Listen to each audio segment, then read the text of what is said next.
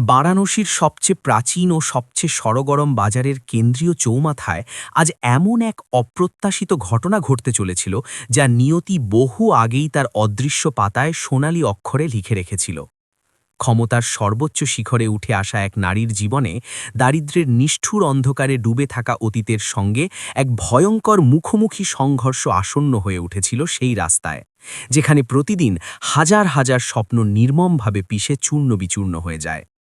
জেলার সবচেয়ে প্রভাবশালী প্রশাসক তার বিলাসবহুল শীতাতপ নিয়ন্ত্রিত গাড়ির আরামদায়ক আশ্রয়ে বসেছিলেন, অথচ মাত্র কয়েক পা দূরে তাঁরই ভুলে যাওয়া অতীত তপ্ত দুপুরের রোদে নিজের আত্মমর্যাদা রক্ষার জন্য নীরবে লড়াই করে চলেছিল। এটি ছিল সেই অকল্পনীয় বাঁকের কাহিনী যা একজন কালেক্টর সাহিবাকে তার নিজের জীবনের সবচেয়ে স্পষ্ট ও নির্মম আয়না দেখিয়ে দিয়েছিল, যেখানে অতীতের ছায়া বর্তমানের দাপটকে চ্যালেঞ্জ করে দাঁড়িয়েছিল। শীতের মধুর রোদ শহরের রাস্তাগুলোতে গলিত সোনার মতো ছড়িয়ে পড়েছিল, কিন্তু বাতাসে এক অদ্ভুত রোমাঞ্চকর শিহরণ অনুভূত হচ্ছিল। প্রতাপনগরের প্রধান বাজার তার পূর্ণ গতিতে চলমান ছিল। সরু গলি থেকে রিকশার ঘণ্টির শব্দ, সবজি বিক্রেতার চড়া গলা এবং মন্দিরের ঘণ্টার ধ্বনি মিলেমিশে এক অমন শোরগোল তৈরি করছিল, যা এখানকার দৈনন্দিন জীবনের অবিচ্ছেদ্য অংশ ছিল। জীবন এখানে তার নিজস্ব ছন্দেই এগিয়ে চলছিল, অগোছালো ভিড়ে ঠাসা এবং ঘামের গন্ধে মাখামাখি। কিন্তু ঠিক তখনই বাজারের প্রবেশ মুখে এক তীক্ষ্ণ সাইরেন বেজে উঠল। এই আওয়াজ কোনো সাধারণ গাড়ির ছিল না, বরং ক্ষমতার আগমনের ঘোষণা ছিল। ভিড় যা এতক্ষণ ছন্ন ছাড়া ছিল হঠাৎ থমকে গেল। মানুষজন দ্রুত রাস্তার একপাশে সরে যেতে লাগল। ঠেলাওয়ালানা নিজেদের রেডিগুলো পিছনে টেনে নিল এবং একটা রাস্তা নিজে থেকেই তৈরি হয়ে গেল। সাদা রঙের বিশাল সরকারি গাড়ি, যার বোনেটে গর্বের সঙ্গে উঠছে তেরঙ্গা এবং সামনে লাগানো জেলা শাসক অর্থাৎ ডিএমের লাল প্লেট সূর্যের আলোয় চিকচিক করছিল। গাড়ির কালো কাঁচ রহস্য এবং প্রতিপত্তির দেওয়াল তুলে রেখেছিল। ভিতরে পিছনের সিটে বসেছিলেন জেলার সবচেয়ে ধারালো এবং কঠোর মেজাজের আধিকারিক স্বাতি রাঠোর। তার ব্যক্তিত্ব এমন ছিল যে বড় বড় বাহুবলীরাও তার সামনে চোখ তুলে তাকাতে দ্বিধাবোধ করত। কড়কড়ে সুতির শাড়ি, পরিপাটি করে বাঁধা চুল, চোখে প্রশাসনের কঠোরতা এবং মুখে এমন এক তেজ যা অভিজ্ঞতা এবং অধিকার থেকে আসে। ড্রাইভার, যার নাম মনোজ ছিল, অত্যন্ত সাবধানে এবং নিপুণভাবে ভিড়ের মধ্যে দিয়ে গাড়ি বের করে নিয়ে যাচ্ছিল, যেন সে জানে যে সে কোনো কাছের প্রাসাদ বহন করছে। স্বাতীর পাশে বসেছিলেন তার বর্তমান স্বামী রোহিত। রোহিতের ব্যক্তিত্ব স্বাতীর থেকে একেবারেই বিপরীত ছিল। দামি ডিজাইনার কুর্তা, কবজিতে ভারী ঘড়ি এবং হাতে লেটেস্ট মডেলের মোবাইল ফোন। রোহিতের পুরো মনোযোগ বাজারের হালচালের ওপর নয়, বরং নিজের ফোনের স্ক্রিনে ছিল, যেখানে সে নিজের সেলফি তুলছিল। প্রতি অল্প সময় অন্তর সে নিজের চুল ঠিক করত এবং ক্যামেরার দিকে তাকিয়ে হাসত। স্বাতী, একটু তাড়াতাড়ি করাও না, রোহিত বিরক্ত হয়ে বলল। আমাকে সন্ধ্যায় ক্লাবে যেতে হবে, আর এখানে এই ধুলোবালিতে আমার দম আটকে যাচ্ছে। আমাদের জুয়েলারি শপে পৌঁছাতে আর কত দেরি লাগবে? স্বাতী রোহিতের কথা শুনে শুধু একবার মাথা নাড়লেন, তিনি কোনো উত্তর দিলেন না। তার স্বভাব এমনিতেও খুব কম কথা বলা ছিল, কিন্তু আজ তার নিস্তব্ধতায় এক অন্য ধরনের ভারী ভাব ছিল। তার নজর গাড়ির জানালা দিয়ে বাইরের রাস্তার ধারে দৌড়ানো জীবনের ওপর টিকেছিল। এই বাজার, এই ভিড়, এই শোরগোল, এই সব তার কাছে কোনো পুরনো স্মৃতির মতো মনে হচ্ছিল। এমন এক স্মৃতি যাকে তিনি অনেক পিছনে ফেলে এসেছিলেন। কিন্তু নিয়তি আজ অন্য কোনো খেলা খেলার মেজাজে ছিল। তিনি ঘুণাক্ষরেও টের পাননি যে আগামী কয়েক মুহূর্তের মধ্যে তার পুরো অতীত, যাকে তিনি স্মৃতির অন্ধকার ঘরে দাফন করে দিয়েছিলেন, তা জীবিত হয়ে তার সামনে এসে দাঁড়াবে। গাড়ি বাজারের সবচেয়ে ঘনবসতিপূর্ণ অংশে পৌঁছাল। মনোজ গাড়ির গতি কমিয়ে দিল, কারণ সামনে জ্যাম ছিল। রাস্তার দুপাশে ছোটখাটো দোকানদার এবং ফেরিওয়ালারা নিজের রুটি-রুজি কামানোতে ব্যস্ত ছিল। তাজা কচুরি নিয়ে নিন, গরম গরম চা, এর আওয়াজগুলো কাছের ওপার থেকেও মৃদু মৃদু শোনা যাচ্ছিল। হঠাৎ স্বাতীর নজর রাস্তার ধারে এক পুরনো অশ্বত্থ গাছের নিচে থাকা এক ছোট জরাজীর্ণ দোকানের উপর গিয়ে আটকে গেল। সেই দৃশ্য দেখে মনে হলো যেন তার ফুসফুস থেকে বাতাস উধাও হয়ে গেছে। তার হৃৎস্পন্দন, যা সবসময় সংযত থাকত, এক মুহূর্তের জন্য থেমে গেল। সেখানে ফুটপাতের ধারে এক ভাঙা টেবিল এবং গ্যাসের চুলোর সাথে এক লোক দাঁড়িয়েছিল। তার জামা কাপড় পুরনো ছিল, রং ফিকে হয়ে গিয়েছিল এবং জায়গায় জায়গায় সেলাই ছিঁড়ে গিয়েছিল। সে একটা বড় কড়াইতে সিঙাড়া ভাজছিল। ধোঁয়া এবং তেলের কারণে তার মুখ কালো হয়ে গিয়েছিল। কপালে ঘামের ফোঁটা চকচক করছিল এবং হাত, সেই হাত যা সোয়াতি হাজারো ভিড়ের মধ্যেও চিনে নিতে পারতেন, এখন পোড়া দাগ এবং পরিশ্রমের রেখায় ভরা ছিল। সে অনুপম ছিল, তার প্রাক্তন স্বামী অনুপম। সোয়াতির গলা শুকিয়ে গেল, চোখের সামনে অন্ধকার নেমে এলো। সেই অনুপম ছিল যার সাথে কখনো তিনি 7 জন্ম পর্যন্ত সাথে থাকার প্রতিশ্রুতি দিয়েছিলেন, যার সাথে একটা ছোট্ট এক কামরার ঘরে তিনি নিজের সংসারের স্বপ্ন সাজিয়েছিলেন, যাকে কখনো তিনি ছেড়ে দিয়েছিলেন এই শপথ করে যে তিনি পিছন ফিরে তাকাবেন না। আজ সে সেই শহরের ফুটপাতে চা এবং সিঙাড়া বিক্রি করছিল। তার দোকানে কোনো বোর্ড ছিল না, শুধু একটা কালো তাওয়া এবং কিছু কাঁচের গ্লাস রাখা ছিল। সে প্রত্যেক আসা যাওয়া পথচারীর কাছে খুব বিনয়ের সাথে বলছিল, ভাইয়া গরম গরম সিঙাড়া নিয়ে নিন, বাবুজি চা খেয়ে নিন, খুব ভালো এলাচ দেওয়া চা আছে। তার গলায় এক অদ্ভুত ক্লান্তি ছিল, এক এমন হার ছিল যা চিৎকার করে বলছিল যে সময় তাকে কতটা ভেঙে দিয়েছে। কিন্তু সেই ক্লান্তির পিছনেও এক স্বাভিমান ছিল। সে কারো কাছে হাত পাচ্ছিল না, শুধু নিজের পরিশ্রম বিক্রি করছিল। সোয়াতির মস্তিষ্ক অসাড় হয়ে গেল এবং তিনি ফ্ল্যাশব্যাকে চলে গেলেন 5 বছর আগের সেই সময়, যখন তারা দুজনে বারাণসীর এক ছোট্ট ভাড়া বাড়িতে থাকতেন। সোয়াতি তখন শুধু একজন সাধারণ ছাত্রী ছিলেন, যিনি ইউপিএসসির প্রস্তুতি নিচ্ছিলেন। অনুপম, যে নিজে খুব মেধাবী ছিল, সে নিজের পড়াশোনা ছেড়ে দিয়েছিল যাতে সে সোয়াতির স্বপ্ন পূরণ করতে পারে। সে দিন রাত একটা ছোট প্রাইভেট চাকরি করত, ওভারটাইম করত, যাতে সোয়াতির বইপত্র এবং কোচিংয়ের ফি দেওয়া যায়। সোয়াতির মনে পড়ল যে কিভাবে রাত জেগে যখন তিনি পড়তেন তখন অনুপম তার জন্য চা বানিয়ে আনত।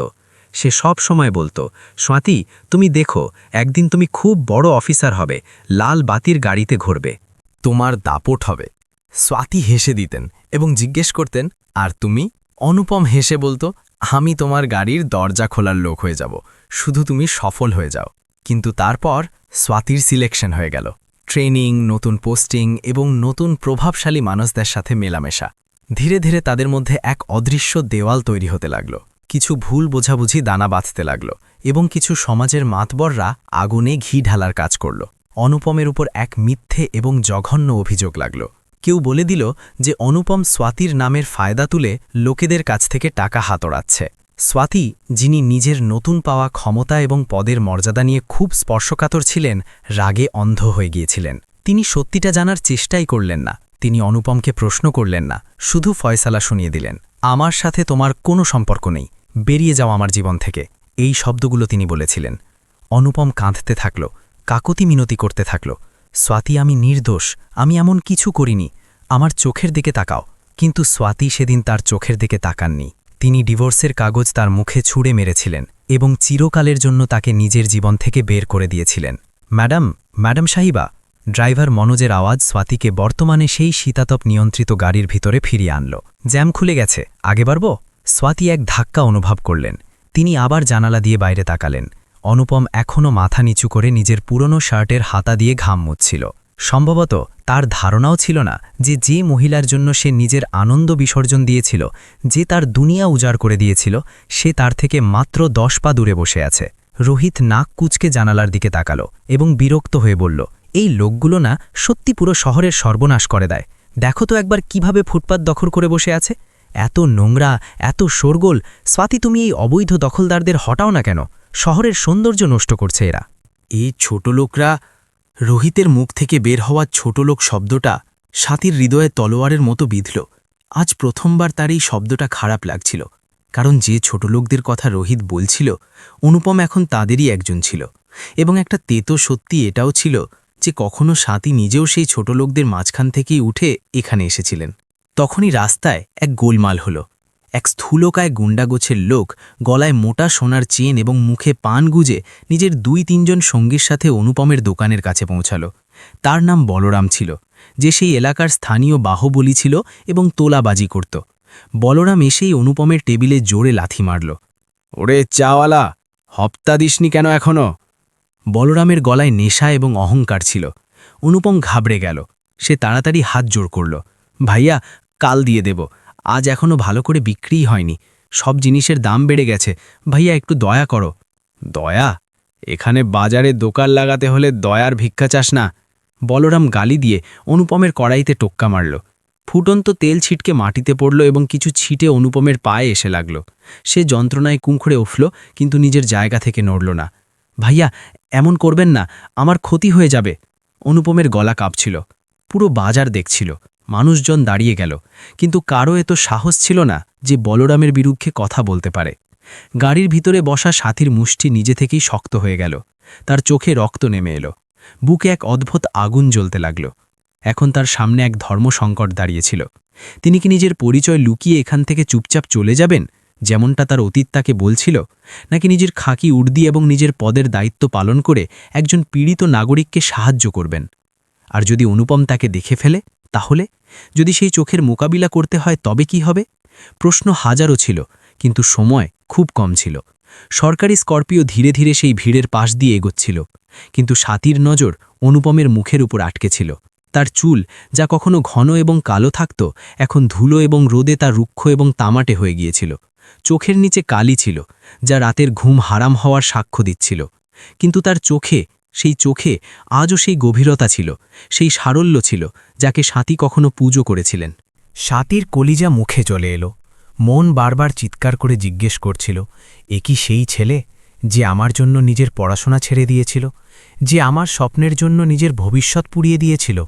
তখনই বলরাম আবার চিৎকার করে বলল, তোর রোজকার ড্রামা, যদি এখনই টাকা না বের করিস তবে এই দোকান আজই বন্ধ মনে কর। সে অনুপমের কলার ধরল এবং তাকে ঝাঁকুনি দিল। না ভাইয়া, এমন করবেন না, এটাই আমার একমাত্র সম্বল। অনুপম প্রায় কেঁদে ফেলেছিল। আশেপাশে দাঁড়িয়ে থাকা মানুষজন তামাশা দেখছিল। এই দৃশ্য দেখে সাথীর ধৈর্যের বাঁধ ভেঙে গেল।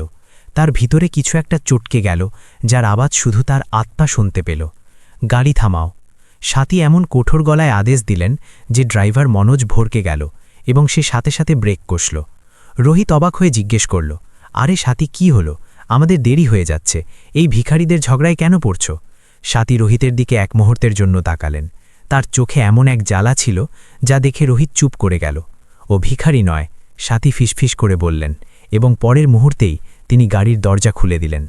যেমনই সরকারি গাড়ির ভারী দরজা খুলল, বাজারের শোরগোল হঠাৎ থেমে গেল। প্রথমে এক শক্ত পুলিশের বুট রাস্তায় পড়ল, এবং তারপর সাথী রাঠোর পুরো মর্যাদার সাথে গাড়ি থেকে বাইরে বেরোলেন। তার উপস্থিতিতে বিদ্যুতের মতো কারেন্ট ছিল। রোদে তার কঠোর অভিব্যক্তি আরও ভয়ঙ্কর লাগছিল। তার পিছনে পিছনে তার নিরাপত্তারক্ষীরা নিজেদের বন্দুক উঁচিয়ে সাথে সাথে নেমে পড়ল। বলরাম, যে এতক্ষণ অনুপমকে ধমকাচ্ছিল, নিস্তব্ধতা অনুভব করে ঘুরল। সামনে জেলা শাসক সাথী রাঠোর দাঁড়িয়েছিলেন। তার চোখে সেই শীতলতা ছিল যা যে কোনো অপরাধীর রক্ত জমিয়ে দেওয়ার জন্য যথেষ্ট ছিল। হাত ছাড়ো ওর। সাথীর গলা খুব ধীর ছিল, কিন্তু তাতে এত ওজন ছিল যে তা ভিড়ের আওয়াজ চিরে সরাসরি বলরামের কানে পৌঁছাল। বলরামের গলা শুকিয়ে গেল। তার হাত থেকে অনুপমের কলার নিজে থেকেই আলগা হয়ে গেল। সে কাঁপতে কাঁপতে বলল, ম্যাডামজি, ও তো আসলে এই হপ্তা দিচ্ছিল না। সাথী নিজে জায়গা থেকে না নড়ে নিজের নজর বলরামের ওপর স্থির রাখলেন। হপ্তা? এই শহরে গুন্ডামি কবে থেকে আনিনি হয়ে গেল? আর একজন গরিবের ওপর হাত তোলার সাহস কিভাবে হলো তোমার? সাথী এক পা এগিয়ে এলেন। অনুপম এখনও মাটিতে পড়েছিল। সে ধীরে ধীরে মাথা তুলল। সে নিজে চোখের ওপর বিশ্বাস করতে পারল না। সেই আবছা আকৃতি, সেই আওয়াজ, এ কি স্বপ্ন? অনুপমের হার্ট দ্রুত বিট করতে লাগল। সে সেই চোখ দুটোকে চিনতে পারল। হ্যাঁ, এ সাথী ছিল, তার সাথী, যাকে সে কালেক্টর হওয়ার স্বপ্ন দেখিয়েছিল। আজ সে সত্যি তার সামনে সেই রূপেই দাঁড়িয়েছিল, যেমনটা সে ভেবেছিল। কিন্তু অনুপমের ভিতরে খুশির বদলে এক লজ্জা এবং সংকোচের সাগর উপচে পড়ল। সে নিজের ছেঁড়া কামিজ এবং পোড়া হাতগুলো লুকোনোর চেষ্টা করতে লাগল। সে চাইছিল না যে সাথী তাকে এই অবস্থায় দেখুক। সাথী নিরাপত্তারক্ষীদের ইশারা করলেন, একে গ্রেফতার করো এবং এক্ষুনি একে থানায় নিয়ে যাও। এর ওপর তোলাবাজি, মারপিট এবং সরকারি কাজে বাধা দেওয়ার মামলা দায়ের করো। আমি নিজে দেখব এর জামিন কিভাবে হয়। পুলিশরা বলরামের ওপর ঝাঁপিয়ে পড়ল। তাকে হেঁচড়াতে হেঁচড়াতে জিপের দিকে নিয়ে যেতে লাগল। বলরাম কাকুতি মিনতি করতে থাকল, মাফ করে দিন ম্যাডাম, ভুল হয়ে গেছে। কিন্তু সাথীর মুখে দয়ার একটিও চিহ্ন ছিল না। তার রাগ বলরামের ওপর কম এবং নিজের ওপর বেশি আসছিল। এত বছর ধরে তিনি পুরো জেলার আইন ব্যবস্থা সামলে এসেছেন, লোকেদের বিচার দিয়েছেন, কিন্তু নিজের জীবনের সবচেয়ে বড় নির্দোষ মানুষটিকে তিনি শাস্তি দিয়েছিলেন। বাজারে নিস্তব্ধতা ছেয়েছিল। সাথীর নজর এখন ধীরে ধীরে নিচে নামল এবং সরাসরি অনুপমের উপর গিয়ে স্থির হল।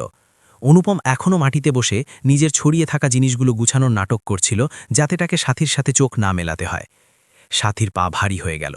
তিনি ধীরে ধীরে তার দিকে এগিয়ে গেলেন। বুক ধকধক করছিল। কি বলবেন? কি অধিকার আছে তার? এখন আর কিছু বলার নেই। যেমনই সাথী তার কাছে পৌঁছলেন, তার ছায়া অনুপমের ওপর পড়ল। অনুপমের হাত থেমে গেল। এক মুহূর্তের জন্য সময় থমকে গেল, বাতাস থেমে গেল, শোরগোল থমে গেল। শুধু দুটো ভাঙা মনের ধকধকানি শোনা যাচ্ছিল। সাথী খুব কষ্টে নিজের গলা থেকে আওয়াজ বের করলেন, অনুপম। এই নাম তার ঠোঁট থেকে এমনভাবে বেরোল যেন কেউ বহু পুরনো প্রার্থনা আওড়াচ্ছে। অনুপম ধীরে ধীরে মাথা তুলল। 5 বছর পর কোনো দেওয়াল ছাড়া, কোনো ফোন ছাড়া দুটো মানুষ মুখোমুখি ছিল। অনুপমের চোখে জল ছিল না, শুধু একটা গভীর শূন্যতা ছিল। সে ধীরে ধীরে উঠে দাঁড়াল, নিজের নোংরা হাত দুটো প্যান্টে মুছল এবং খুব সহজ এবং আনুষ্ঠানিক গলায় বলল, নমস্তে ম্যাডাম, কিছু নেবেন আপনি? চা নাকি জল? এই শব্দগুলো সাথীর বুকে তীরের মতো বিঁধল। ম্যাডাম। কখনো সে তাকে সাথী বলতো, কখনো ভালোবেসে সাতু, কিন্তু আজ এই ম্যাডাম শব্দে মাইলের পর মাইল দূরত্ব ছিল। এই পরকীয়াপনা, এই আনুষ্ঠানিকতা, এই সাথীর জন্য কোনো শাস্তির চেয়ে কম ছিল না। সাথীর কানে ম্যাডাম শব্দটা তপ্ত সীসার মতো নামল। তার পা সেহানেই জমে গেল, যেন রাস্তার সেই পিচ তাকে আঁকড়ে ধরেছে। তিনি থতমত খেয়ে গেলেন, তার ঠোঁট কাঁপছিল। অনুপম, তুমি আমাকে ম্যাডাম বলছো? তার স্বর এত ধীর ছিল যে বাজারের শোরগোলে হয়তো অন্য কেউ শুনতে পায়নি, কিন্তু অনুপমের জন্যই আওয়াজ কোনো প্রতিধ্বনির চেয়ে কম ছিল না। অনুপম নিজের নজর তুলল না। সে নিজের নোংরা গেঞ্জির ওপরে পড়া পুরনো কুর্তাটা ঝাড়তে লাগল, যেন সে নিজেকে সেই মুহূর্ত থেকে, সেই পরিচয় থেকে আলাদা করে নিতে চায়। সে খুব সংযত এবং রুক্ষ স্বরে উত্তর দিল, সাহেবকে সাহেব বলবো না তো কি বলবো? আপনি জেলার কালেক্টর, আর আমি ফুটপাতে চা বিক্রি করা এক সামান্য মানুষ। এটাই সত্যি, আর সত্যিটাকে যত তাড়াতাড়ি মেনে নেওয়া যায়, জীবন তত সহজ হয়ে যায়। অনুপমের গলায় না তো রাগ ছিল, না কোনো অভিযোগ ছিল, তো শুধু এক এমন ঠান্ডা স্বীকৃতি যা যে কোনো আর্তনাদের চেয়ে বেশি বেদনাদায়ক ছিল। সাথীর মন বসে গেল। এ সেই অনুপম ছিল যে কখনো তার ছোট সাফল্যেও তাকে কাঁধে তুলে নিত, যে তাকে আমার রানী বলে ডাকত।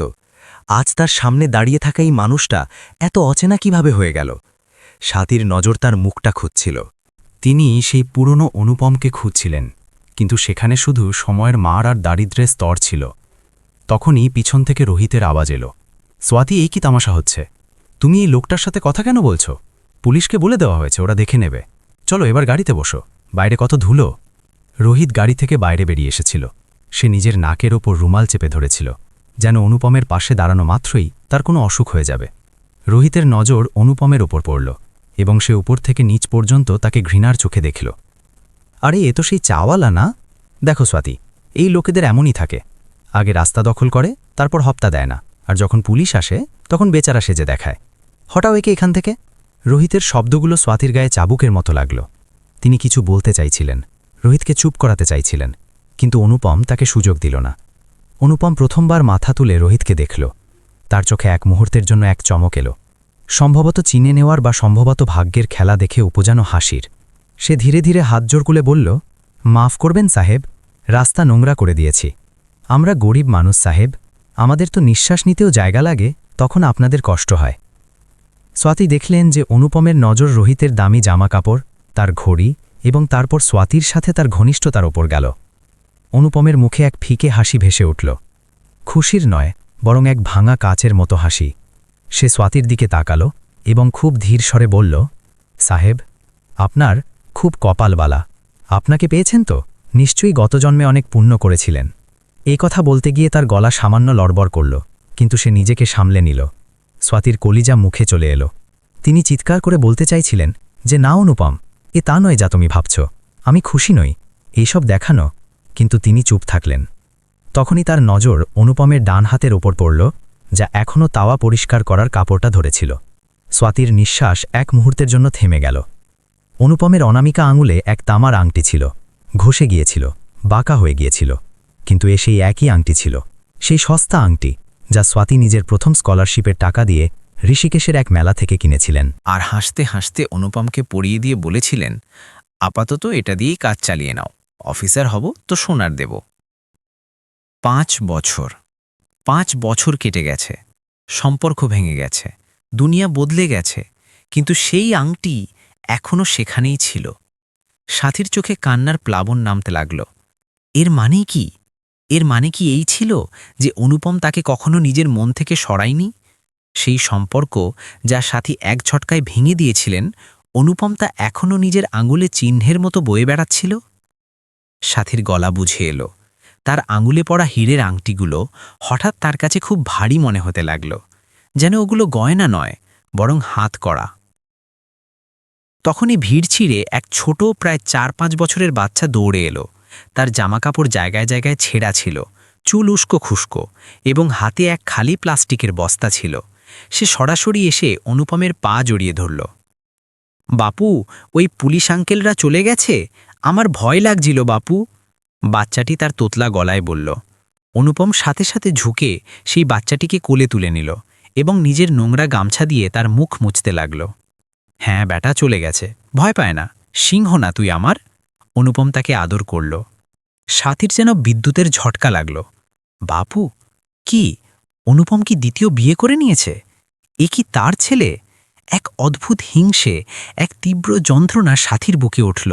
তার মনে হলো যেন পায়ের তলা থেকে মাটি সরে গেছে। তাহলে কি অনুপম এগিয়ে গেছে? তার জীবনে কি অন্য কেউ এসে গিয়েছিল? সাথী কাঁপানো গলায় জিজ্ঞেস করলেন, এই বাচ্চাটা তোমার অনুপম? অনুপম বাচ্চাটিকে বুকে জড়িয়ে রাখল। সে সাথীর চোখের দিকে তাকালো এবং বুঝতে পারল যে সাথী কি ভাবছেন। সে এক মুহূর্তের জন্য থামল। সে বলতে পারত যে এটি একটি অনাথ বাচ্চা যাকে সে শ্মশানঘাটের বাইরে কাঁদতে দেখেছিল এবং পালন করেছে। সে বলতে পারত যে তার জীবনে তার ছাড়া অন্য কেউ আসেনি। কিন্তু সে সাফাই দেওয়া জরুরি মনে করল না। সে শুধু এতটুকু বলল, হ্যাঁ ম্যাডাম, জীবন একটা সাহারা দিয়ে দিয়েছে। একাকিত্ব কাটানোর জন্য ভগবান এই ছোট্ট খেলনাটা পাঠিয়ে দিয়েছেন। উত্তরটা গোলমেলে ছিল, কিন্তু স্বাতীর জন্য এটাই উপসংহারের মতো ছিল। তার মনে হলো যে এখন তার এখানে দাঁড়িয়ে থাকা নিরর্থক। অনুপমের নিজের জগৎ আছে এবং স্বাতী সেই জগতের খলনায়িকা। রোহিত এখন পুরোপুরি বিরক্ত হয়ে গিয়েছিল। স্বাতী, প্লিজ, অনেক হয়েছে এই সোশ্যাল সার্ভিস, আমার দেরি হচ্ছে, আমাদের পার্টিতে যেতে হবে, চলো এবার। সে স্বাতীর হাত ধরে টানার চেষ্টা করল। স্বাতী নিজের হাত ছাড়িয়ে নিলেন না, শুধু অনিচ্ছায় পা বাড়ালেন। কিন্তু যাওয়ার আগে এক অনুশোচনা, এক আক্ষেপ তাকে ভেতর থেকে কুড়ে কুড়ে খাচ্ছিল। তিনি নিজের পার্স থেকে ২০০০ টাকার কিছু নোট বের করলেন। তার হাত কাঁপছিল। তিনি টাকাগুলো অনুপমের দিকে এগিয়ে দিলেন। এটা রেখে দাও, ওই গুন্ডাটা তোমার ক্ষতি করে দিয়েছে, বাচ্চার জন্য কিছু নিয়ে নিও, প্লিজ, মানা করো না। অনুপমের নজর সেই গোলাপি নোটগুলোর ওপর পড়ল। তার চোখে এক মুহূর্তের জন্য সেই পুরনো স্বাভিমান জেগে উঠল যা কখনো স্বাতীকে তার দিওয়ানা বানিয়েছিল।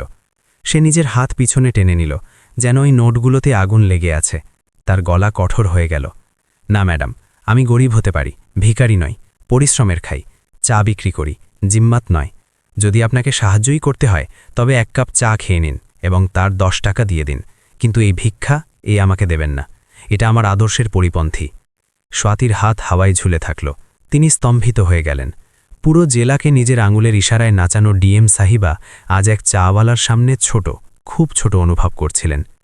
অনুপম টাকা প্রত্যাখ্যান করেছিল, কিন্তু সে স্বাতীর অহংকারকে চুরমার করে দিয়েছিল। আর হ্যাঁ, অনুপম আরও বলল, আপনি যান ম্যাডাম, আপনার সাহেব অপেক্ষা করছেন। আমাদের মতো ছোট লোকদের সাথে কথা বললে আপনাদের বড়লোকদের মান কমে যায়। ছোট লোক, আবার সেই শব্দ। এই শব্দটা স্বাতীর কানে ফুটন্ত লাভার মতো প্রতিধ্বনিত হল। তিনি কিছু না বলে মাথা নিচু করে নিজের গাড়ির দিকে ঘুরে গেলেন। যেমনই তিনি গাড়িতে বসলেন, রোহিত দরজা বন্ধ করল এবং ড্রাইভারকে বলল, চলো মনোজ, নিকলো এখান থেকে তাড়াতাড়ি। গাড়ি চলতে লাগল। স্বাতী পিছন ফিরে দেখলেন, ধুলোর আস্তরণের মাঝে অনুপমের আবছা হয়ে যাওয়া আকৃতি দেখা যাচ্ছিল। সে আবার নিজের কাজে লেগে গিয়েছিল। সে বাচ্চাটিকে মাটিতে বসিয়ে দিয়েছিল এবং কড়াইতে আবার তেল গরম করছিল। যেন স্বাতীর আশা এবং যাওয়া তার কাছে শুধু এক ঝোড়ো হাওয়ার মতো ছিল, যার তার বাস্তবতার উপর কোনো প্রভাব পড়েনি। গাড়ি বাজারের ভিড় চিরে এগিয়ে যাচ্ছিল, কিন্তু স্বাতীর জন্য সময় যেন পিছনের দিকে দৌড়াচ্ছিল। গাড়ির এসি চলছিল, কিন্তু স্বাতীর অস্থিরতা হচ্ছিল, তার দম আটকে আসছিল। রোহিত পাশে বসে ফোনে কোনো বন্ধুর সাথে কথা বলছিল। আরে ইয়ার, কি বলবো, এখানকার লোকাল লোকগুলো খুব অসভ্য, এখন একটা রাস্তার লোকের সাথে ঝামেলা হয়ে গেল। রোহিতের কথাগুলো সাথী সহ্য করতে পারছিলেন না। তার কাছে রোহিতের মুখটা হঠাৎ খুব কদর্য মনে হতে লাগল, এবং সেই ঘামে ভেজা রোদে পোড়া অনুপমের মুখটা তার কাছে দেবতার মতো পবিত্র মনে হচ্ছিল। সন্ধ্যা নেমে গিয়েছিল যখন গাড়ি ডিএম বাংলোর জাঁকজমকপূর্ণ গেটের ভিতরে প্রবেশ করল। সেন্ট্রি বুট বাজিয়ে সালাম করল, বড় বাগান, ঝলমলে আলো, চাকরবাকর সব কিছু ছিল সেখানে। কিন্তু গাড়ি থেকে নামতেই স্বাতীর কাছে সেই বাংলোটা কোনো ধ্বংসস্তূপের মতো জনশূন্য মনে হল। তিনি সরাসরি নিজের ঘরে গেলেন এবং দরজা বন্ধ করে দিলেন। তিনি রোহিতকে বলে দিলেন যে তার শরীর ভালো নেই, তিনি পার্টিতে যাবেন না। ঘরে অন্ধকার করে তিনি বিছানায় লুটিয়ে পড়লেন। তার চোখের সামনে বারবার সেই দৃশ্য ঘুরছিল, অনুপমের ছেঁড়া শার্ট, তার পোড়া হাত এবং সেই তামার আংটি। স্বাতীর ধৈর্য ভেঙে গেল। তিনি বালিশে মুখ গুজে নিজের চিৎকার চেপে ধরলেন। তিনি ফুপিয়ে ফুপিয়ে কাঁদলেন। তিনি কাঁদলেন নিজের সেই ভুলের জন্য যা তিনি 5 বছর আগে করেছিলেন। তিনি কাঁদলেন নিজের সেই অহংকারের জন্য যা তাকে আজ এত একা করে দিয়েছিল। আমি কি করে ফেললাম? তিনি নিজেকেই জিজ্ঞেস করছিলেন। আমি হীরের দাম বুঝলাম না, আর তাকে পাথর ভেবে ফেলে দিলাম। রাত গভীর হচ্ছিল, কিন্তু স্বাতীর চোখে ঘুমের নাম গন্ধ ছিল না। তিনি অস্থিরভাবে ঘরে পায়চারি করছিলেন। তার মাথায় হাজারো প্রশ্ন ছিল। অনুপম এখানে কিভাবে পৌঁছাল? তার সাথে কি হয়েছিল? ওই বাচ্চাটা কে? সত্যিই কি সে বিয়ে করে নিয়েছে? যদি সে বিয়ে করেই থাকত, তবে সে আংটিটা কেন পরত? প্রশ্নের এই আবর্ত তাকে পাগল করে দিচ্ছিল। তাকে সত্যিটা জানতে হবে। তাকে জানতে হবে যে গত 5 বছরে যখন তিনি নিজের সফলতার সিঁড়িতে উঠছিলেন, তখন অনুপম কোন নরকের মধ্যে দিয়ে যাচ্ছিল। রাত প্রায় 2টোর সময় যখন পুরো শহর ঘুমোচ্ছিল, স্বাতী নিজের পার্সোনাল ফোন তুললেন। তিনি নিজের কন্ট্যাক্ট লিস্টে একটা নম্বর খুঁজলেন, ইন্সপেক্টর ত্রিপাঠী। ত্রিপাঠী তার সবচেয়ে বিশ্বস্ত এবং পুরনো পুলিশ অফিসার ছিল, যে গোয়েন্দাগিরিতে পারদর্শী ছিল। তিনি কলের বোতাম টিপলেন। 2 ঘন্টা পর ফোন উঠল। জয় হিন্দ ম্যাডাম, এত রাতে? ত্রিপাঠীর ঘুম জড়ানো কিন্তু সতর্ক গলা শোনা গেল। ত্রিপাঠী, আমার তোমার সাহায্য চাই, এক্ষুনি, আর এই মুহূর্তে। স্বাতীর গলায় এক অদ্ভুত তাড়া ছিল। জি ম্যাডাম, হুকুম করুন। কোনো রেড মারতে হবে? না। স্বাতী এক দীর্ঘশ্বাস নিলেন। এটা একটা ব্যক্তিগত কাজ, এবং এই কথা যেন আমার আর তোমার মধ্যেই থাকে। কেউ যেন ঘুমাক্ষরেও টের না পায়, বুঝেছ? জি ম্যাডাম, আপনি নিশ্চিন্ত থাকুন। আজ প্রতাপনগর বাজারের পুরনো চৌমাথায় অশ্বত্থ গাছের নিচে এক চা সিঙ্গাড়াওয়াড়া বসে, নাম অনুপম। এই নাম নিতে গিয়ে স্বাতীর গলা আবার বুঝে এলো। আমার তার পুরো কুষ্ঠি চাই। সে কোথায় থাকে, কার সাথে থাকে, গত 5 বছরে সে কি করেছে, তার নামে কোন কোন কেস দায়ের হয়েছিল, তার পরিবার, সব কিছু। আমার প্রতিটি ছোট থেকে ছোট তথ্য চাই। আর হ্যাঁ, সে যেন টের না পায় যে কেউ তার সম্পর্কে খোঁজ খবর নিচ্ছে। ত্রিপাঠী একটু অবাক হল যে ডিএম সাহিবা এক চাওয়ালার প্রতি এত আগ্রহী কেন হচ্ছেন, কিন্তু সে প্রশ্ন করল না। জি ম্যাডাম, সকালের মধ্যে সব তথ্য আপনার টেবিলে থাকবে। সকাল নয়, ত্রিপাঠী, আমাকে এক্ষুনি কাজ শুরু করো, যত তাড়াতাড়ি সম্ভব। স্বাতী ফোন কেটে দিলেন। ফোন রাখার পর স্বাতী জানালার কাছে গিয়ে দাঁড়ালেন। বাইরে ঘন অন্ধকার ছিল, ঠিক তেমনই অন্ধকার যেমন তার বিবেক ছেয়েছিল। তার মনে পড়ল যে কিভাবে 5 বছর আগে এক ছোট ভুল বোঝাবুঝি এবং অনুপমের স্বাভিমান তাদের সম্পর্ককে শেষ করে দিয়েছিল। অনুপমের ওপর অভিযোগ লেগেছিল যে সে স্বাতীর নামে ঘুষ নিয়েছে। স্বাতী তখন তদন্ত না করে শুধু নিজের ইমেজ নষ্ট হওয়ার ভয়ে অনুপমকে বাড়ি থেকে বের করে দিয়েছিলেন। অনুপম চিৎকার করে বলছিল যে এটা ষড়যন্ত্র, কিন্তু স্বাতী নিজের কান বন্ধ করে নিয়েছিলেন। আজ যখন তিনি অনুপমকে ওই অবস্থায় দেখলেন, তখন তিনি প্রথমবার অনুভব করলেন যে মানুষ 2000 টাকার সাহায্যকে ভিক্ষা ভেবে প্রত্যাখ্যান করে দেয়, সেই ঘুষ কিভাবে নিতে পারে। এই উপলব্ধি স্বাতীর জন্য কোনো মৃত্যুদণ্ডের চেয়ে কম ছিল না। যদি অনুপম নির্দোষ ছিল, তাহলে স্বাতী কি করলেন? তিনি এক নির্দোষ ব্যক্তির জীবন তছনছ করে দিলেন। তিনি নিজের ভালোবাসাকে খুন করে দিলেন। ভোরের প্রথম আলো ফুটতে না ফুটতেই স্বাতীর ফোনের ঘণ্টা বাজল। ত্রিপাঠীর ফোন ছিল। স্বাতী ঝটপট ফোন তুললেন। ম্যাডাম, তথ্য পাওয়া গেছে। ত্রিপাঠীর গলায় এক অদ্ভুত ভার ছিল, এবং যা জানা গেছে তা খুব চমকপ্রদ ছিল। ম্যাডাম, আমার মনে হয় আপনার এটা নিজে দেখা উচিত। স্বাতীর হার্ট দ্রুত বিট করতে লাগল। কি জানতে পেরেছ ত্রিপাঠী, বলো আমাকে। ম্যাডাম, ওই চাওয়ালা অনুপমজি, তিনি শহরের বাইরে শ্মশানঘাটির কাছে এক ভাঙা ঝুপড়িতে থাকেন। এবং ওই বাচ্চাটা ম্যাডাম, ওই বাচ্চাটা ওনার নিজের নয়। 3 বছর আগে করোনায় এক শ্রমিক মহিলা রাস্তায় মরে গিয়েছিল, তার বাচ্চা ওটা। অনুপমজি তাকে আপন করে নিয়েছেন। আর সবচেয়ে বড় কথা ম্যাডাম। ত্রিপাঠী থামল। বলো ত্রিপাঠী, থামলে কেন? স্বাতী চিৎকার করলেন। ম্যাডাম, যে ঘুষখোরি কেসের জন্য ওনার নাম খারাপ হয়েছিল, আমি পুরনো ফাইলগুলো ঘেটে দেখলাম সেই অভিযোগ মিথ্যে ছিল। সেই অভিযোগ স্থানীয় নেতার ছেলে করিয়েছিল, কারণ অনুপমজি তাকে আপনার গাড়ির কাছে আসতে বাধা দিয়েছিলেন। অনুপমজি আপনার সম্মান বাঁচানোর জন্য সেই দোষ নিজের মাথায় নিয়ে নিয়েছিলেন এবং চুপচাপ চলে গিয়েছিলেন, যাতে আপনার বদনাম না হয়। ফোন সাথীর হাত থেকে ফসকে বিছানায় পড়ে গেল। তার পায়ের তলা থেকে মাটি নয়, বরং পাতাল সরে গিয়েছিল। তাহলে অনুপম তার ইজ্জত বাঁচানোর জন্য নিজের জীবন বরবাদ করে দিল। সে বিশ্বের পেয়ালা পান করে নিল এবং উফ পর্যন্ত করল না। আর সাথী তাকে অপরাধী ভেবে থাকলেন। সাথী পাগলের মতো বাথরুমে গেলেন এবং নিজের মুখে ঠান্ডা জলের ঝাপটা মারতে লাগলেন। আয়নায় নিজের মুখটা তার কোনো রাক্ষসের মতো মনে হচ্ছিল। উর্দি, মেডেল, দাপট সব কিছু তাকে কামড়াচ্ছিল। আমি অপরাধী, আসল অপরাধী আমি। তিনি ফুপিয়ে কাঁদতে কাঁদতে মাটিতে বসে পড়লেন। কিন্তু এখন কাঁদার সময় ছিল না। পশ্চাত্তাপের চোখের জল যথেষ্ট ছিল না। তাকে নিজের ভুল শুধরাতে হবে। এর জন্য তাকে যদি পুরো দুনিয়ার সাথে লড়তে হয়, তবে তাই সই। তিনি সাথে সাথে জামাকাপড় বদলালেন। উর্দি নয়, বরং এক সাধারণ সালোয়ার কামিজ পরলেন। তিনি নিজের সরকারি গাড়ি ডাকলেন না, বরং নিজের স্কুটির চাবি তুললেন, যা বছরের পর বছর গ্যারেজে ধুলো খাটছিল। তিনি ওড়না দিয়ে নিজের মুখ ঢেকে নিলেন, যাতে কেউ তাকে চিনতে না পারে। তার গন্তব্য পরিষ্কার ছিল, শ্মশানঘাটের কাছে সেই ঝুপড়ি, যেখানে তার সত্যি তার অনুপম থাকত। তিনি যাচ্ছিলেন ক্ষমা চাইতে নয়, কারণ তিনি জানতেন যে তার গুনাহ ক্ষমার যোগ্য নয়। তিনি যাচ্ছিলেন প্রায়শ্চিত্ত করতে। তিনি যাচ্ছিলেন সেই ছোট লোকটির চরণে নিজের বড় দুনিয়াকে সঁপে দিতে। কিন্তু তিনি জানতেন না যে নিয়তি তার জন্য এখনও আরও কঠিন পরীক্ষা রেখে দিয়েছে। রাস্তায় আরও একটি ঝড় তার জন্য অপেক্ষা করছিল। স্বাতীর স্কুটি শহরের চাকচিক্য থেকে দূরে কাঁচা রাস্তায় দুলতে দুলতে এগিয়ে যাচ্ছিল। সকালের কুয়াশা এখনও কাটেনি এবং বাতাসে এক শিহরণ ছিল। কিন্তু স্বাতীর ভিতরে যে ঝড় চলছিল, তার কাছে বাইরের ঠান্ডা বেয়াসর ছিল। তিনি নিজের মুখ ওড়না দিয়ে শক্ত করে পেঁচিয়ে রেখেছিলেন, যাতে কেউ তাকে চিনতে না পারে, না তো জেলা শাসক হিসাবে, আর না তো সেই স্বাতী হিসাবে যে 5 বছর আগে নিজের বিবেক মেরে এগিয়ে গিয়েছিলেন। তার গন্তব্য সেই জায়গা ছিল যেখানে মানুষ নিজের শেষ যাত্রায় যায়, শ্মশানঘাট। এটা কত বড় পরিহাস ছিল যে জায়গায় জীবনের শেষ হয়, সেখানেই তার অনুপম নিজের জীবনের যুদ্ধ লড়ছিল। শহরের বাইরের প্রান্তে নদীর ধারে অবস্থিত সেই বস্তি কোনো নরকের চেয়ে কম ছিল না। চারদিকে আবর্জনার স্তূপ, নর্দমার দুর্গন্ধ এবং ধোঁয়ার কুণ্ডলী। স্বাতীকে নিজের নাকে ওড়না আরও শক্ত করে চাপা দিতে হল। এখানকার বাতাসেই যেন একরাশ হতাশা মিশেছিল। ইন্সপেক্টর ত্রিপাঠীর বলে দেওয়া চিহ্ন খুঁজতে খুঁজতে তার নজর নদীর একেবারে ধারে এক পুরনো বটগাছের নিচে তৈরি এক ঝুপড়ির ওপর পড়ল। ঝুপড়ি কি ছিল? বাঁশ এবং ছেঁড়া প্লাস্টিকের বস্তা জোড়া দিয়ে বানানো এক কাঠামো ছিল। ছাদে টিনের কিছু মূর্ছে ধরা টুকরো রাখা ছিল, যেগুলোকে ইট দিয়ে চেপে রাখা হয়েছিল যাতে হাওয়ায় উড়ে না যায়। স্বাতী স্কুটি দূরে দাঁড় করালেন এবং পা টিপে টিপে সেই ঝুপড়ির দিকে এগিয়ে গেলেন। তার বুক এত জোরে ধকধক করছিল যে তার ভয় হচ্ছিল পাছে তার হৃৎস্পন্দনের আওয়াজ এই নিস্তব্ধতা চিরে না দেয়। তিনি একটা গাছের আড়ালে লুকিয়ে দাঁড়ালেন। যে দৃশ্য তিনি দেখলেন তা তার আত্মাকে নাড়িয়ে দিল। অনুপম ঝুপড়ির বাইরে ইটের তৈরি একটা অস্থায়ী উনুনে কিছু রান্না করছিল।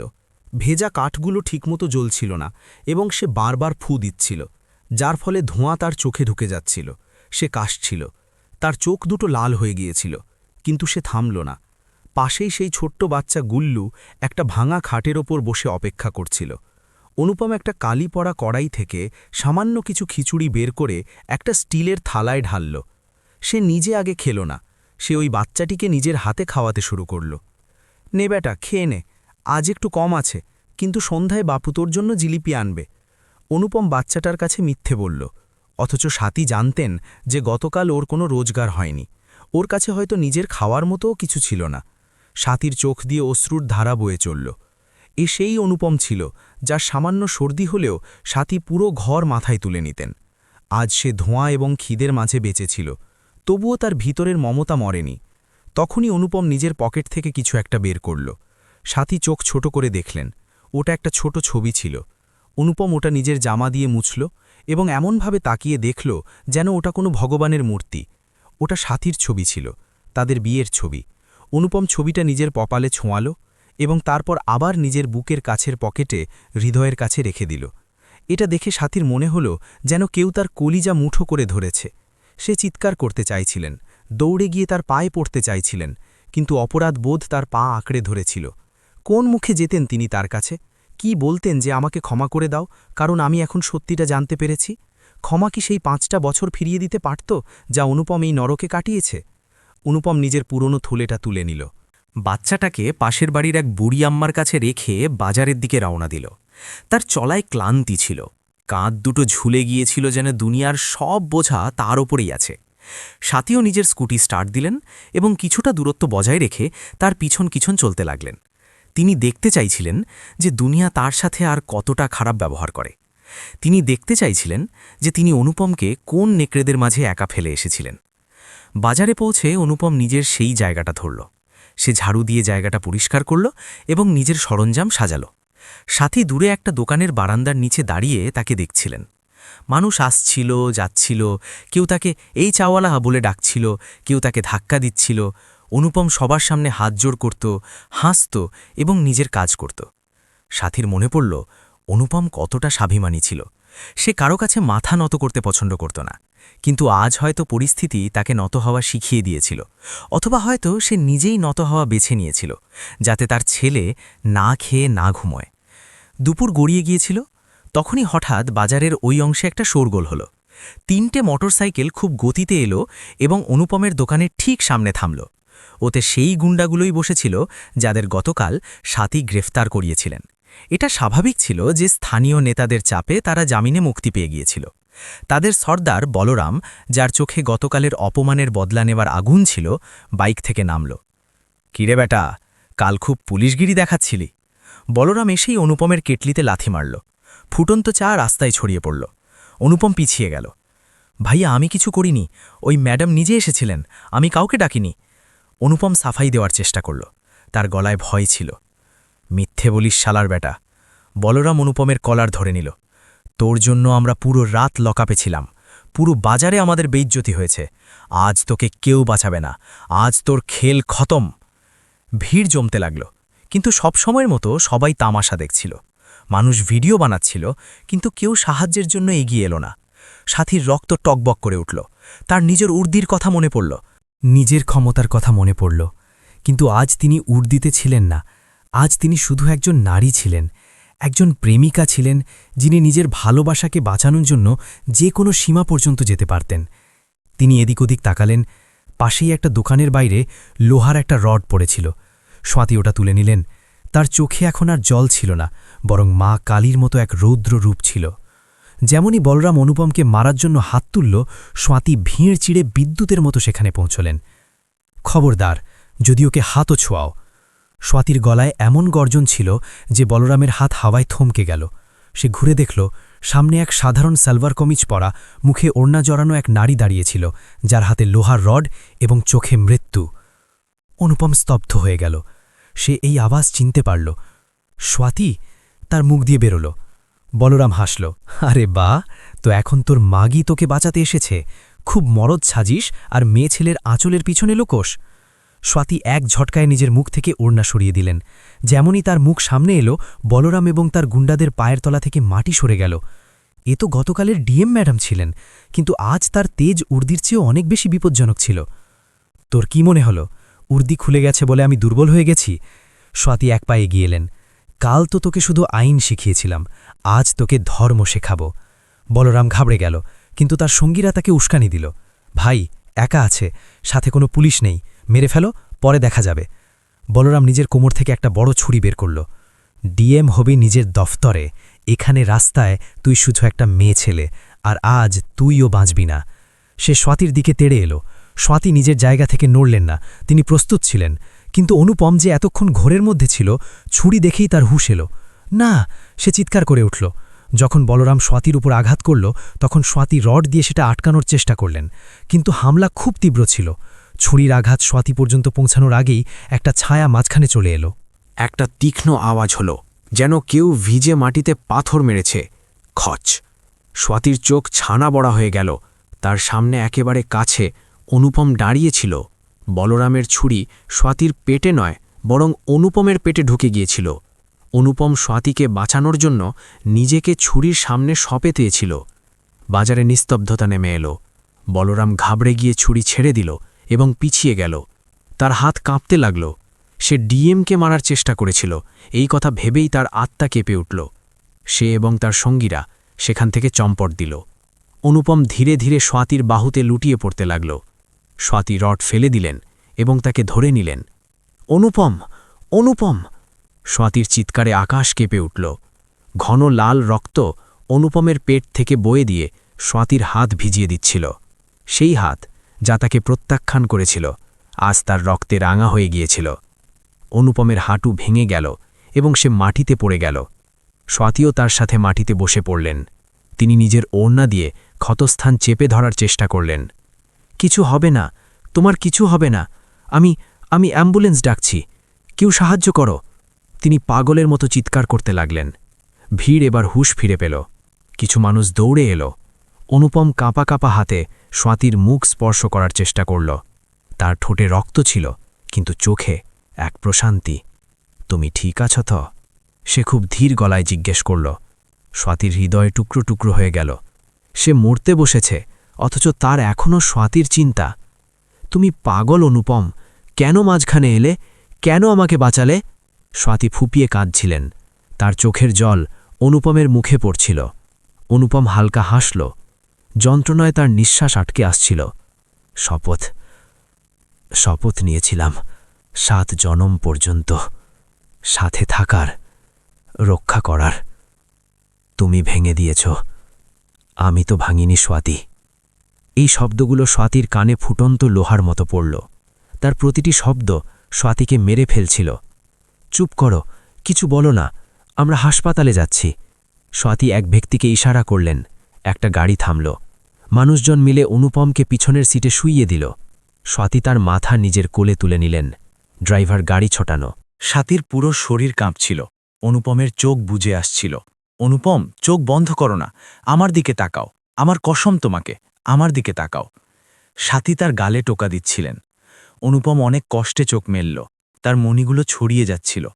স্বাতী, ওই বাচ্চাটা, গুল্লু, ও একা, ওর... আমি আছি না, আমি আছি অনুপম, আমি ওকে দেখব, তুমি শুধু চুপ থাকো। স্বাতী তাকে বুকের সাথে লেপটে নিলেন। হাসপাতালে পৌঁছাতে পৌঁছাতে অনুপমের শরীর ঠান্ডা হয়ে আসছিল। স্ট্রেচার এলো, ডাক্তাররা দৌড়ে এলেন।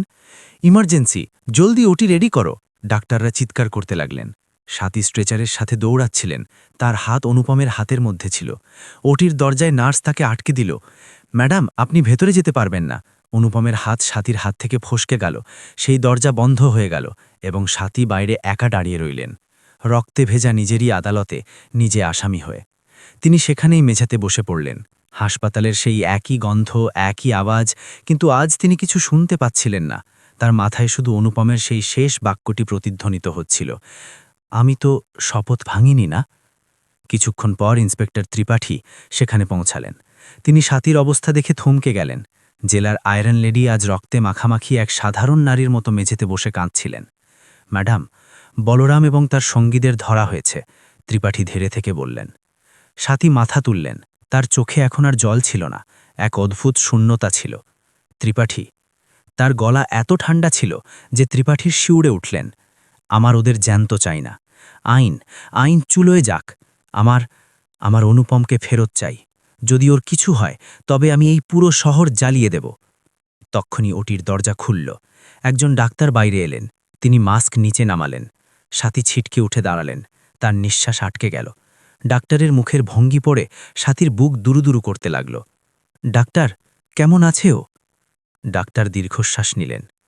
ম্যাডাম, ক্ষত খুব গভীর, ছুরিটা লিভারের ক্ষতি করেছে, রক্ত অনেক বেরিয়ে গেছে, আগামী 24 ঘন্টা খুব সংকটজনক। আমরা আপ্রাণ চেষ্টা করছি। কিন্তু শব্দটা স্বাতীর দুনিয়া শেষ করার জন্য যথেষ্ট ছিল। তিনি দেওয়ালের আশ্রয়ে দাঁড়িয়ে রইলেন। তার মনে হল ঈশ্বর যেন তাকে বলছেন, তুমি 5 বছর তাকে তিল তিল করে মেরেছ, এখন আমি তাকে একবারে তোমার থেকে কেড়ে নেব। স্বাতী কাঁচের দরজা দিয়ে ভেতরে দেখলেন। অনুপম ভেন্টিলেটরে ছিল। মেশিনের বিপ বিপ আওয়াজ আসছিল। সেই অনুপম যে গতকাল পর্যন্ত বলছিল যে তার কারো সাহায্য লাগবে না, আজ মেশিনের সাহায্যে নিঃশ্বাস নিচ্ছিল। সাথী নিজের মুঠোয় সেই তামার আংটিটা অনুভব করলেন, যা স্ট্রেচারে নিয়ে যাওয়ার সময় অনুপমের আঙুল থেকে খুলে তার হাতে চলে এসেছিল। তিনি সেই আংটিটা নিজের হৃদয়ে চেপে ধরলেন। না অনুপম, তুমি আমাকে এভাবে ছেড়ে যেতে পারো না। তোমাকে উঠতে হবে, আমাকে সাজা দেওয়ার জন্যেই হোক, তোমাকে উঠতে হবে। তখনই হাসপাতালের করিডোরে ছোট ছোট চটি জুতোর শব্দ প্রতিধ্বনিত হল। বাপু, বাপু! সাথী ঘুরে দেখলেন সেই ছোট্ট বাচ্চা গুল্লু, যাকে ইন্সপেক্টর ত্রিপাঠীর সেপাইরা সেখানে নিয়ে এসেছিল, দৌড়ে আসছিল। সে সরাসরি এসে কাঁচের দরজায় লেপটে গেল। বাপু, ওঠো না, আমার খিদে পেয়েছে। বাপু, বাচ্চাটা কাঁদছিল। সেই বাচ্চার ডাক সাথীকে ভিতর থেকে ভেঙে দিল। তিনি বাচ্চাটার কাছে গেলেন এবং হাঁটু গেড়ে বসে তাকে জড়িয়ে ধরলেন। বাচ্চাটা ছটফট করছিল, কিন্তু সাথী তাকে যেতে দিলেন না। আজ তার উপলব্ধি হল যে অনুপম শুধু একটা জীবনই কাটায়নি, সে একজন পিতার দায়িত্বেও পালন করেছে, অথচ সাথী শুধু নিজের অহংকার পুষেছিলেন। রাত গভীর হচ্ছিল, যমরাজ এবং গাকটানের মধ্যে টানাটানি চলছিল, এবং বাইরে বসা সাথী ঈশ্বরের সাথে নয়, বরং নিজের কর্মের সাথে লড়ছিলেন। ভালোবাসার কি দ্বিতীয় সুযোগ মেলে, নাকি কিছু ভুল এতটাই বড় হয় যার ক্ষমা শুধু মৃত্যুর পরেই পাওয়া যায়? সাথীর নজর আইসিইউর মনিটরে চলা আঁকাবাঁকা রেখাগুলোর উপর টিকেছিল, যা অনুপমের হৃৎস্পন্দন ছিল এবং সাথীর অবশিষ্ট আশাও। হাসপাতালের সেই রাত সাথীর জীবনের দীর্ঘতম রাত ছিল। ঘড়ির প্রতিটি টিকটিক তার হৃদয় হাতুড়ির মতো বাজছিল। আইসিইউর বাইরের বেঞ্চে বসা সাথী নজর কখনো বন্ধ দরজায় পড়ছিল, তো কখনো নিজের কোলে ঘুমিয়ে থাকা গুল্লুর ওপর। ওই বাচ্চাটি যে ক্লান্ত হয়ে এখন ঘুমিয়ে গিয়েছিল, সে অজান্তেই স্বাতীকে সেই সব বলে দিয়েছিল যা তিনি গত 5 বছরে জানতে পারেননি। গুল্লু ঘুমের ঘোরে বিড়বিড় করে অনুপমকে ডেকেছিল, এবং স্বাতী যখন তার ছেঁড়া পকেট থেকে উঁকি দেওয়া একটা কাগজ বের করলেন, তখন তিনি স্তম্ভিত হয়ে গেলেন। সেটা কোনো সাধারণ কাগজ ছিল না, বরং খবরের কাগজের একটা পুরনো কাটিং ছিল, যাতে স্বাতীর ডিএম হওয়ার খবর ছাপা হয়েছিল। তেল আর হলুদের দাগ লাগা সেই কাগজটাকে অনুপম নিজের প্রাণের চেয়েও বেশি যত্নে আগলে রেখেছিল। স্বাতীর চোখ দিয়ে জল পড়ছিল, কিন্তু আওয়াজ বেরোচ্ছিল না। তিনি ভেবেছিলেন অনুপম তাকে ঘৃণা করত, তাকে অভিশাপ দিত, কিন্তু সে তো তার সাফল্যকে নিজের জয় মনে করে বেঁচেছিল। যে মানুষটাকে তিনি দুনিয়ার সামনে বেইজ্জত করেছিলেন, সে নিভৃতে তার ছবির পুজো করত।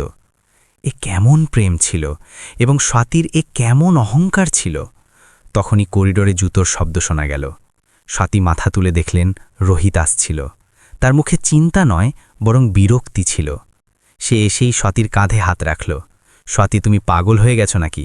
পুরো পার্টিতে সবাই তোমার কথা জিজ্ঞেস করছে, আর তুমি এখানে এই ছ্যাচড়া লোকটার জন্য বসে আছো? মিডিয়া জানতে পারলে কি ইমেজ হবে তোমার? চলো, বাড়ি চলো। রোহিতের শব্দগুলো স্বাতীর কানে বিষাক্ত তীরের মতো বিঁধল। আজ প্রথমবার তার রোহিতের স্পর্শ নোংরা মনে হল। তিনি এক ঝটকায় তার হাত নিজের কাঁধ থেকে সরিয়ে দিলেন। তার চোখে এখন আর জল ছিল না, বরং সেই আগুন ছিল যা মহিষাসুরকে বধ করেছিল। তিনি ধীরে ধীরে উঠলেন, যাতে গুল্লুর ঘুম না ভেঙে যায়। ইমেজ, স্বাতী ফিসফিস করে বললেন, কিন্তু তার গলায় বরফের মতো শীতলতা ছিল। তোমার আমার ইমেজের চিন্তা হচ্ছে রোহিত, আর এখানে একটা মানুষ জীবন মৃত্যুর সাথে লড়ছে কারণ সে আমার প্রাণ বাঁচিয়েছে। রোহিত হেসে বলল, আরে তো কি হয়েছে, ওর কাজই হলো এসব। টাকা দিয়ে দাও, চিকিৎসা করিয়ে দাও, উপকারের ধার শোধ।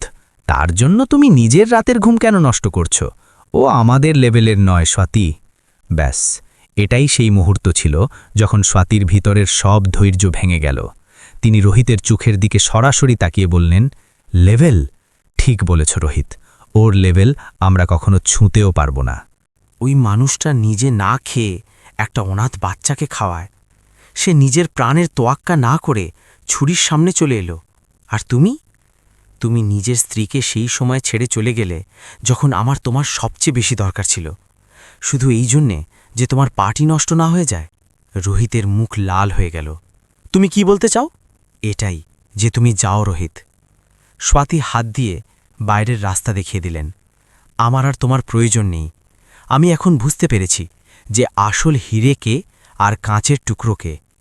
অনুপম আমাকে তখন আপন করেছিল যখন আমি কিছু ছিলাম না, আর তুমি আমাকে তখন বেছে নিলে যখন আমি ডিএম হলাম। তোমার ভালোবাসা আমার পদের প্রতি, আমার প্রতি নয়। বেরিয়ে যাও এখান থেকে। রোহিত কিছু বলার জন্য এগিয়ে এলো, কিন্তু স্বাতীর রৌদ্র রূপ দেখে তার পা থমকে গেল। সে পা ঠুকে সেখান থেকে চলে গেল। তার যেতেই স্বাতী এক অদ্ভুত হালকা অনুভব করলেন, যেন কাঁধ থেকে কোনো ভারী বোঝা নেমে গেছে, মিথ্যে সম্পর্কের বোঝা। তখনই আইসিইউর দরজা খুলল এবং একজন নার্স ঘাবড়ে গিয়ে বাইরে এলো। ডাক্তার শর্মা, জলদি আসুন, পেশেন্টের বিপি কমে যাচ্ছে। স্বাতীর পায়ের তলা থেকে মাটি সরে গেল। তিনি দৌড়ে কাচের দেওয়ালের কাছে গেলেন। ভেতরে মনিটরের রেখাগুলো সোজা হতে শুরু করেছিল। ডাক্তার দৌড়ে ভেতরে গেলেন। স্বাতী দেখলেন যে তারা অনুপমকে শক দিচ্ছেন, সিপিআর দিচ্ছেন। না না অনুপম, তুমি এমন করতে পারো না। স্বাতী চিৎকার করে উঠলেন। তিনি দরজায় ধাক্কা দিতে লাগলেন। আমাকে ভেতরে যেতে দিন অনুপম। নার্স তাকে আটকে দিল। ম্যাডাম প্লিজ শান্ত হন, আমরা চেষ্টা করছি। স্বাতী সেখান থেকে সরে গিয়ে হাসপাতালের কোণে থাকা একটা ছোট্ট মন্দিরের দিকে দৌড়ালেন। সেখানে গণেশ ঠাকুরের একটা মূর্তি রাখা ছিল। স্বাতী, যিনি গত কয়েক বছর ধরে মন্দিরে যাননি, আজ হাঁটু গেড়ে মাটিতে পড়ে গেলেন। তিনি নিজের মাথা মেঝেতে ঠুকতে লাগলেন। হে ঈশ্বর, আমার অংশের সব আনন্দ নিয়ে নাও, আমার পদ, আমার মর্যাদা সব নিয়ে নাও, কিন্তু তাকে ফিরিয়ে দাও। তিনি কাঁদছিলেন, কাকুতি মিনতি করছিলেন। আমি অনেক পাপ করেছি প্রভু, আমি এক নির্দোষকে সাজা দিয়েছি। কিন্তু তার সাজা অনুপমকে দিও না। সে তো সরল, সে তো সাধু। যদি আজ ওর কিছু হয়ে যায় তবে আমি বাঁচতে পারবো না। আমার সিদ্ধির সিঁদুর রক্ষা করো প্রভু, আমার অনুপমকে ফিরিয়ে দাও। তার প্রার্থনায় সেই আকুতি ছিল যা হয়তো সাবিত্রীর মধ্যে ছিল যখন তিনি যমরাজের সাথে লড়েছিলেন। পুরো হাসপাতাল তার কান্নায় প্রতিধ্বনিত হচ্ছিল। গুল্লুও জেগে গিয়েছিল এবং সাথীকে কাঁদতে দেখে সেও দৌড়ে এলো এবং তার গলা জড়িয়ে ধরে কাঁদতে লাগল। বাবু, বাবুকে ডেকে দাও মা। গুল্লুর বুক থেকে মা শুনে সাথী তাকে জড়িয়ে নিলেন। দুটো আত্মা, এক স্ত্রী এবং এক ছেলে, ঈশ্বরের সামনে তাদের সবচেয়ে দামি জিনিসটা চাইছিল। তখনই আইসিইউ এর ভিতরে মনিটরের আওয়াজ বদলে গেল। সেই লম্বা বিপ এখন এক ছন্দবদ্ধ টিপ টিপ টিপ আওয়াজে পরিণত হল। ডাক্তার দীর্ঘশ্বাস নিলেন এবং বাইরের দিকে তাকালেন। তিনি থামস আপ করলেন। অনুপম ফিরে এসেছে। মৃত্যু তাকে ছুঁয়ে বেরিয়ে গিয়েছিল। হয়তো সাথীর চোখের জল তাকে ফিরিয়ে এনেছে। সাথীর শরীরে যেন প্রাণ ফিরে এলো। তিনি টলটলে টলে আবার আইসিইউ এর কাছে গেলেন। কিছুক্ষণ পর যখন অনুপমের অবস্থা স্থিতিশীল হল, ডাক্তার তাকে ভেতরে যাওয়ার অনুমতি দিলেন। শুধু 5 মিনিট ম্যাডাম, এবং প্লিজ ওনাকে বেশি কথা বলতে দেবেন না। সাথী পা টিপে টিপে ভেতরে গেলেন। অনুপমের চোখ খোলা ছিল, কিন্তু তাতে অনেক ক্লান্তি ছিল। অক্সিজেন মাস্ক লাগানো ছিল। সাথীকে দেখেই তার চোখে এক চমক চলে এলো, সেই পুরনো চমক যা 5 বছর আগে সাথীর জগৎ ছিল। সাথী তার বিছানার পাশে বসলেন এবং তার হাত নিজের হাতের মধ্যে নিলেন। সেই হাত যা এখনও খসখসে ছিল, যার ওপর পরিশ্রমের কড়া পড়েছিল। সাথী সেই হাতটা নিজের গালে ছোঁয়ালেন এবং চোখের জলে ভিজিয়ে দিলেন। অনুপম ধীরে থেকে নিজের অন্য হাতটা তুলল এবং সাথীর মাথায় রাখল। সে অক্সিজেন মাস্ক সরানোর চেষ্টা করল। সাথী বারণ করলেন, কিন্তু অনুপম জেদ ধরল। সাথী ধীরে মাস্কটা সরালেন। কেন কেন কাঁদছ কালেক্টর সাহিবা?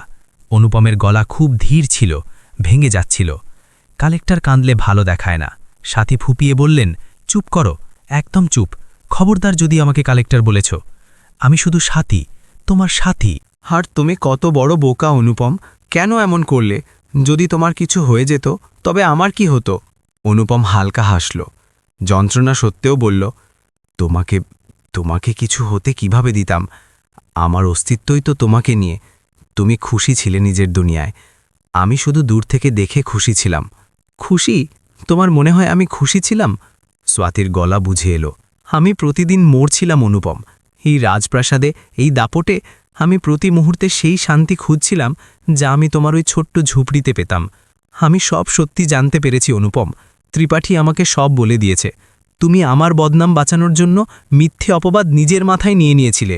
এত বড় ত্যাগ কেন করলে? অনুপম স্বাতীর চোখের দিকে তাকালো। কারণ ভালোবাসার মানে পাওয়া নয় স্বাতী, ভালোবাসার মানে তার জয় নিজের হার মেনে নেওয়া। তুমি উড়তে চেয়েছিলে এবং আমার ওজন তোমাকে উড়তে দিচ্ছিল না, তাই আমি সুতো কেটে দিয়েছিলাম। স্বাতী ফুপিয়ে কেঁদে উঠলেন। তিনি নিজের পকেট থেকে সেই তামার আংটিটা বের করলেন, যা স্ট্রেচারে অনুপমের হাত থেকে পড়ে গিয়েছিল। এই সুতো কখনো ছিঁড়েই নি অনুপম, এই আংটিই প্রমাণ। তুমি এটা কখনো খোলনি। তিনি সেই আংটি অনুপমের আঙুলে আবার পরিয়ে দিলেন এবং তারপর তিনি এমন এক সিদ্ধান্ত নিলেন যা সেখানে দাঁড়িয়ে থাকা ডাক্তার এবং নার্সদেরও অবাক করে দিল। স্বাতী নিজের পার্স থেকে সিঁদুরের কৌটো বের করলেন, যা তিনি লোক দেখানোর জন্য রোহিতের নামের পড়তেন। তিনি অনুপমের হাত ধরলেন এবং তাকে সিঁদুরের কৌটো পর্যন্ত নিয়ে গেলেন। আমার সিথি রাঙিয়ে দাও অনুপম, স্বাতী বললেন। অনুপমের হাত কাঁপছিল। কিন্তু স্বাতী, তুমি ডিএম আর তুমি আমার স্বামী, আমার পরমেশ্বর। আর আজকের পর আমার আর তোমার মাঝে কোনো পদ, কোনো চেয়ার, কোনো দুনিয়া আসবে না। যদি এই দুনিয়ার সমস্যা থাকে তবে আমি এই চাকরি ছেড়ে দেব, কিন্তু তোমাকে ছাড়ব না। সিথি রাঙিয়ে দাও আমার। অনুপমের চোখ দিয়ে জল বয়ে চলল। সে কাপা কাপা হাতে এক চিমটি সিঁদুর তুলে স্বাতীর সিথিতে লেপে দিল। সেই লাল রং যেন 5 বছরের সেই কালো অধ্যায়কে চিরকালের জন্য মুছে দিল। মেশিনের আওয়াজের মাঝে দুটো ভাঙা হৃদয় আবার এক হয়ে গেল। তখনই গুল্লু ধীরে থেকে ভেতরে এলো। সে দেখল এবং মাসুমিয়াত ভরা গলায় জিজ্ঞেস করল, এখন আমরা সব একসাথে থাকব না? স্বাতী গুল্লুকে তুলে অনুপমের পাশে শুইয়ে দিলেন। হ্যাঁ আমার বাচ্চা, এখন আমরা একসাথেই থাকব, সব সময়। 1 মাস পর সকালের সোনালি রোদ ডিএম বাংলোর লনে ফুটে উঠেছিল, কিন্তু আজ দৃশ্যটা কিছুটা বদলে গিয়েছিল। গেটে মোতায়েন সেন্ট্রিরাও অবাক ছিল। সরকারি গাড়ি বারান্দায় দাঁড়িয়েছিল, কিন্তু তাতে বসার জন্য কোনো ভিআইপি নয়, বরং একটা সাধারণ পরিবার আসছিল। অনুপম, যে এখন অনেকটাই সুস্থ হয়ে গেছে, যদিও এখনও ল্যাংচিয়ে হাঁটছিল, সে পরিষ্কার ধুতি পাঞ্জাবি পরেছিল। স্বাতী, যিনি আজ কোনো কঠোর অফিসারের উর্দিতে নয়, বরং একটা সাধারণ সুতির শাড়িতে ছিলেন। তার মুখে সেই উদ্বেগ ছিল না যা সবসময় থাকত, বরং এমন শান্তি ছিল যা কোনো তপস্যা পূর্ণ হওয়ার পর পাওয়া যায়। আর তাদের মাঝখানে ছিল গুল্লু, যার এক হাতে অনুপমের হাত ছিল এবং অন্য হাতে স্বাতীর। স্বাতী গুল্লুকে স্কুল ব্যাগ পরিয়ে দিলেন। চলো বেটা, স্কুলের জন্য দেরি হয়ে যাবে। অনুপম ইতস্তত করে বলল, স্বাতী, আমি অটোতে চলে যাব, তুমি সরকারি গাড়িতে যাও, লোকে কি বলবে? স্বাতী অনুপমের হাত শক্ত করে ধরে নিলেন। তিনি হেসে বললেন, লোকে কি বলবে এই ভাবতে ভাবতেই আমি 5টা বছর বরবাদ করে দিয়েছি অনুপম। এখন আমার শুধু এই কথাতেই যায় আসে যে আমার পরিবার কি বলবে। আর সরকারি গাড়ি, ওটা আমার কাজের জন্য, কিন্তু এখন আমি নিজের ডিউটিতে নয়, নিজের জীবনের সাথে যাচ্ছি। তিনি নিজের পুরনো স্কুটির চাবি বের করলেন। মনে আছে, আগে আমরা এটাতেই ঘুরতাম, চলো আজ আবার সফর শুরু করি। অনুপমের চোখে জল এলো। সে স্কুটিতে বসল, গুল্লু মাঝখানে দাঁড়ালো এবং স্বাতী পিছনে বসলেন। অনুপমের কাঁধে নিজের মাথা ঠেকিয়ে যেমনই স্কুটি বাংলোর বাইরে বেরোল, স্বাতী অনুভব করলেন যে এই হাওয়া এসির গাড়ির হাওয়ার চেয়ে অনেক বেশি ঠান্ডা এবং আরামদায়ক। তিনি অনুপমের কোমর শক্ত করে জড়িয়ে ধরলেন। রাস্তায় সেই একই বাজার পড়ল, সেই একই অশ্বত্থ গাছ, কিন্তু আজ সেখানে কোনো অসহায় চাওয়ালা ছিল না। ওখানকার স্মৃতিগুলো এখন আর তিতকুটে ছিল না, কারণ ওই স্মৃতিগুলোই তো তাদের আবার মিলিয়ে দিয়েছে। শ্মশানঘাটের পাশ দিয়ে যাওয়ার সময় সাথী মনে মনে সেই জায়গাটিকে প্রণাম করলেন, কারণ এখানেই তিনি সত্যের সন্ধান পেয়েছিলেন। মানুষ শ্মশানে নিজের প্রিয়জনদের হারায়, কিন্তু সাথী সেখানে নিজের হারানো ভালোবাসা ফিরে পেয়েছিলেন। অনুপম পিছনে ফিরে জিজ্ঞেস করল, কোথায় চললেন ম্যাডাম? সাথী হেসে তার পিছে একটা হালকা কিল মারলেন। আবার ম্যাডাম? বাড়ি চলো পতিদেব, বাড়ি চলো। আর সেদিন শহর দেখল যে জেলার সবচেয়ে শক্তিশালী নারী এক চাওয়ালার পিঠে মাথা রেখে যাচ্ছে, এবং তার মুখে যে উজ্জ্বলতা ছিল তা যে কোনো মেডেলের চেয়েও বেশি দামি ছিল। এটা জয় ছিল প্রেমের, বিশ্বাসের এবং একজন স্ত্রীর প্রায়শ্চিত্তের। তো বন্ধুরা, এই ছিল আমাদের আজকের কাহিনী। এক সফর যা অহংকার থেকে শুরু হয়ে পশ্চাত্তাপ এবং প্রেমের মিলনে শেষ হল। আপনাদের সাথীর এই পরিবর্তন কেমন লাগলো? সে অনুপমের সাথে যা করেছে তারপর কি তার ক্ষমা পাওয়া উচিত ছিল? আর অনুপমের সেই ত্যাগ আপনাদের কেমন লাগলো, যে নিজের সবকিছু হারিয়েও নিজের ভালোবাসা হারায়নি? আমাদের কমেন্ট করে আপনাদের মতামত অবশ্যই জানাবেন। গুল্লু, সাথী এবং অনুপমের এই নতুন পরিবার আপনাদের কেমন লাগলো? যদি এই কাহিনী আপনাদের চোখেও জল এনে দেয় এবং মন ছুঁয়ে যায়, তবে ভিডিওটিতে মন থেকে একটি লাইক অবশ্যই দেবেন। আপনাদের একটি লাইক আমাদের এমন আরও কাহিনী নিয়ে আসার প্রেরণা দেয়। যদি আপনি আমাদের চ্যানেলে নতুন হন, তবে এখনই সাবস্ক্রাইব বোতামটি টিপুন এবং বেল আইকনটি প্রেস করুন, যাতে আমাদের প্রতিটি নতুন এবং ইমোশনাল কাহিনী সবার আগে আপনার কাছে পৌঁছায়। আপনি এই কাহিনীটি আপনার বন্ধুদের এবং পরিবারের সাথে শেয়ারও করতে পারেন, কারণ ভালোবাসা এবং সম্পর্কের গুরুত্ব সবার জানা উচিত। খুব শিগগিরই দেখা হবে আরও একটি নতুন মন নাড়িয়ে দেওয়া এবং আকর্ষণীয় কাহিনীর সাথে। ততক্ষণ পর্যন্ত নিজের খেয়াল রাখুন, নিজের প্রিয়জনদের খেয়াল রাখুন এবং সবসময় মনে রাখবেন, সম্পর্ক হাপা দিয়ে নয়, মন দিয়ে পালন করা হয়। ধন্যবাদ।